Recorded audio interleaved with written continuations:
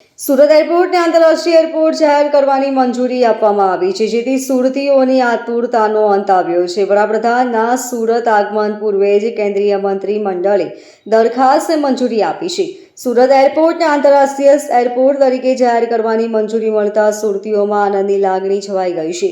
શહેરની અલગ અલગ સંસ્થાઓ અને કેન્દ્રીય મંત્રીમંડળના પ્રયાસથી સુરત એરપોર્ટને હવે આંતરરાષ્ટ્રીય એરપોર્ટ તરીકેનો દરજ્જો મળ્યો છે.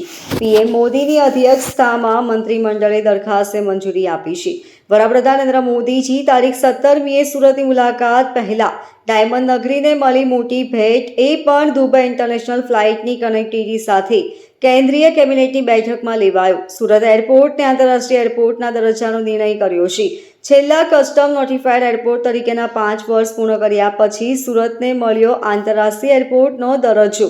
સુરતને આંતરરાષ્ટ્રીય એરપોર્ટનો દરજ્જો મળે એ માંગણી સાથે વર્ષ 2015માં શહેરના ઉદ્યોગપતિઓ, જાગૃત નાગરિકો સાથે મળીને બનાવવામાં આવેલ સુરત એરપોર્ટ એક્શન કમિટી નામની સંસ્થા દ્વારા ઘણા વર્ષોથી આંતરરાષ્ટ્રીય એરપોર્ટ અને આંતરરાષ્ટ્રીય ફ્લાઇટ માટે લડાઈ ચાલુ કરવામાં આવેલ હતી, જેમાં ભૂખ હડતાલ અથવા ગેટથી એરપોર્ટ સુધીની માનવ સાંકળ, એરપોર્ટના ગેટ પર ધરણા જેવા અનેક કાર્યક્રમો કરવામાં આવેલ, જેના ભાગરૂપે ઘણીવાર એવિએશન મિનિસ્ટ્રી દ્વારા સુરત એરપોર્ટ એક્શન કમિટીને દિલ્હી બોલાવી કેબિનેટ મિનિસ્ટર અને રાજ્યકક્ષાના મિનિસ્ટર સાથે પણ ઘણી મિટિંગો કરવામાં આવેલ હતી.